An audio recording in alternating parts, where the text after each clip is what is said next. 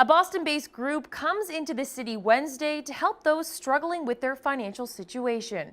Communities of color hosted a dialogue along with local elected officials in a statewide effort to promote better banking. Our Cam Jandow joins us now live with the details. Cam?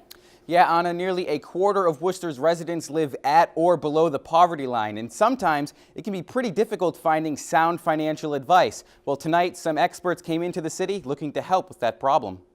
Clark University's Tilton Hall becomes a financial institution as part of a dialogue on banking, a way to help some struggling financially. We're really concerned about people that live in low to moderate incomes. We're concerned about how they're having access to lending, for home buying, for small business. And then we're also interested in how the banks, what their approach is going to be. The event is part of a statewide initiative to educate people on proper banking strategies. The U.S. Census Bureau reports roughly 22% of the city's population lives in poverty. Massachusetts Credit Union's president and CEO, Paul Gentile, says there's a need in the city for better banking. 66 of Massachusetts credit unions are low-income designated, meaning more than half of their members earn below 80% of the median income in the area that they live.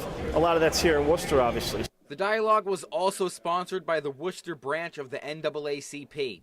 More than 30% of Worcester residents identify as Black or Hispanic.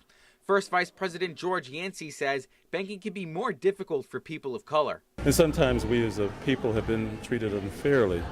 Hard to get loans. Sometimes we get higher interest rates, turned down for loans. The city's average median income is more than $10,000 less than the rest of the country, and organizers hope to change residents' financial situation.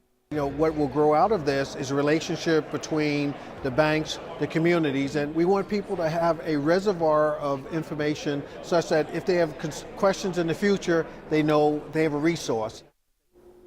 Now, tonight's event was the second of a three-part series across the state. The first was in Boston, the second here in Worcester. The third will take place later on this year in Springfield. Anna? Thanks, Cam.